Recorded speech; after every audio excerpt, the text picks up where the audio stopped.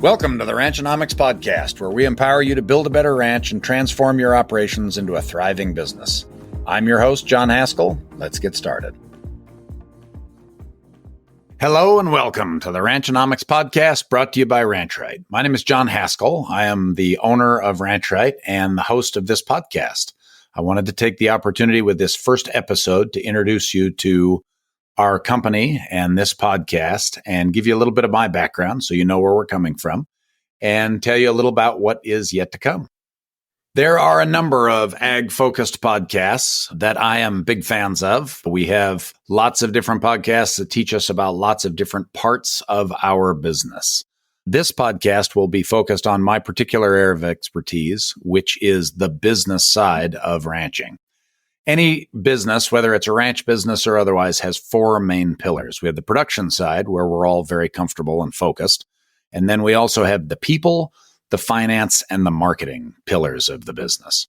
This podcast is primarily going to focus on the three other pillars, the non-production pillars, but we'll talk about how they relate to the production, or we'll talk about production in reference to how they affect the other pillars. We approach the four pillars of business as though they're not all the same or not all equal, for example, but finance is a very unique pillar in that it, like the spine on an animal, is connected to all the parts. If you've ever had back pain, that sometimes just moving your pinky finger will exacerbate it. The finance backbone of your business is connected to every other part of your business will impact the finances. If you have a marketing problem, if you have a people problem, if you have a production problem, ultimately those will often affect the finances. I've come to this belief primarily through working and owning a series of successful and unsuccessful ventures. The wonderful thing about having worked in and owned a couple of different companies is that we get to see different things and how they work. Early in my career, I was able to be influenced by a large company where they had a very excellent financial system that integrated very well with the production system. And what I found there was that was a singular unfair advantage. Having a strong financial system allowed the operators of the business to adjust and to make changes based on financial performance and financial projections.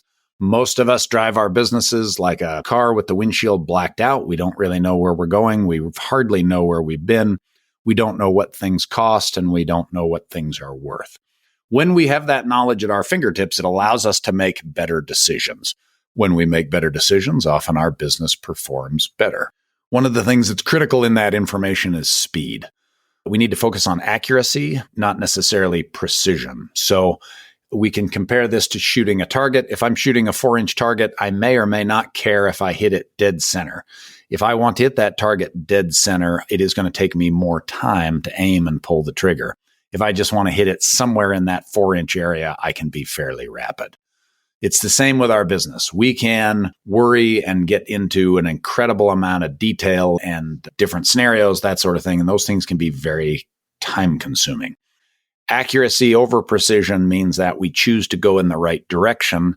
We choose to make the correct decision. We don't necessarily choose to hit the target right in the center. We just want to get on the 4-inch target. As I mentioned, I've had the opportunity to see a number of those types of situations close up. That became an unfair advantage. What's interesting to me is that most of us, while we're very good at production, are not terribly literate in the other parts of business. When we approach financials, as we've worked with customers, we've found that there are three important steps. The first step is, first we have to know the numbers. What does it cost to do things? What are things worth? Where are we at with debt? Where are we at with cash flow? Those types of things. Those are very important.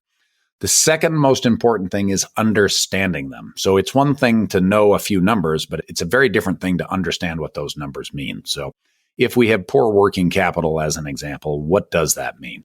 If our gross margin is lower than we expected, what does that mean? There is a certain amount of financial literacy that is required. So we need to know the numbers of our business, and then we also need to have some literacy of finance, because that finance language, as I mentioned earlier, impacts every other part of the business.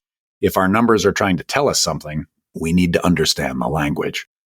The last thing is, how do we apply that on the ground? So ultimately, most of us work outside. We work with grass. We work with animals. We work with crops. We deal with weather. We deal with change in markets. We deal with a very dynamic set of situations.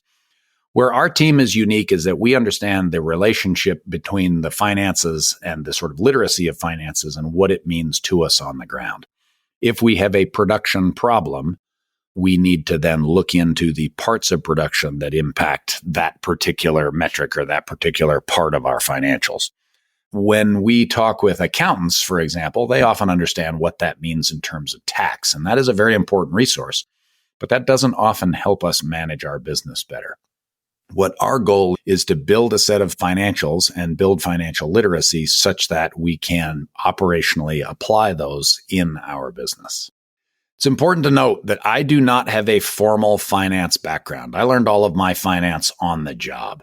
As with most small business owners, I enjoyed production. I enjoyed that part of the business. I have had to learn people leadership. I've had to learn finance. I've had to learn marketing in the real world while trying to earn a living. I have had the very wonderful blessing of working with a number of mentors who have really helped me in that journey, particularly in finance. I was very lucky to partner on a number of projects with a man named Walter Lynn, who's an accountant out of Illinois, who we will hear from on this podcast.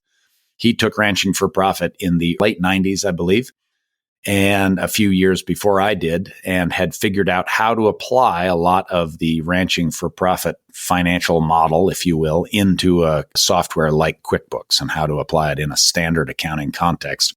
And then also how to develop the relationship between the ranching for profit model and what a tax preparer needs to prepare your taxes. Walter's been a tremendous influence on me. And as I have watched him work, he has always had the heart of a teacher and has always taught me along the way. He, like Wally, has taken me under his wing and been very kind to share what he knows. He is a very important part of our company. From the founding, he has been involved in coaching us and in teaching us how to serve our clients better. And that gives me a good opportunity to explain how much we value a team. We approach a lot of work in our business as teamwork. We realize that multiple people with different knowledge have a wonderful impact on the outcome. We believe in continuing education and being lifelong learners, and people are a huge part of teaching us and realizing that. We have plugged in very nicely, I believe, with the rest of the ranching for profit and other portions of the regenerative ag movement that came from the original work of Alan Savory and Stan Parsons. That has since evolved to include a number of different organizations, people who are applying it in very different ways, people who are figuring out different ways to be successful. That is very important, and I feel like we have an opportunity to work with people from all different parts of our industry who want to achieve some measure of financial and business success. I'm personally very thankful to Wally and Walter, who I've already mentioned, to Fred Provenza, who was my graduate school advisor, to Jim Brown, who was my undergraduate advisor, who introduced me to the Malpai Borderlands Group and HRM and the Deseret Ranches owned by the LDS Church. Thankful to Burke Teichert and a number of people I was able to work with there, to see the work of people like Greg Simons and Bill Hopkin. Bud Williams obviously was a great influence for a lot of us at the Ranching for Profit School, and Dave Pratt and Dallas Mount currently continue to be a big influence. There are lots of others who I'm going to leave out, but all of them have contributed positively to what we have done. One of the fun things about our industry is that it does involve a lot of different parts, so it does take a little while to get good at all the different parts. We can choose to do that by ourselves, and I think that's a long, hard journey. We can choose to do that with others, and I think that makes the learning part much easier. We can also choose to learn how to build a business where we incorporate the expertise of others. And I think that's a place where we can be incredibly powerful and where we can accelerate our growth, both as individuals and our business growth. So with that, I hope to see you here. I hope that if you like our podcast, you'll share it with our friends. You'll subscribe on your favorite podcast platform and give it a review. If you don't like the podcast, I ask that you reach out. Let me know. I'd like to know what you want to hear about, hear what you don't want to hear about. Our goal, again, is to help people be successful. We are continually refining the way that we do that. We try to work in the observe, monitor, and refine, replan loop. And so if there are things we need to change, I'd love to hear about that from you. And I thank you for joining me today. Welcome to the Ranchonomics podcast, brought to you by Ranchright, and I look forward to visiting with you a lot more. Thank you for tuning into the Ranchonomics podcast. We hope this episode helped you win today. If you enjoyed this episode, please subscribe and share it with a friend.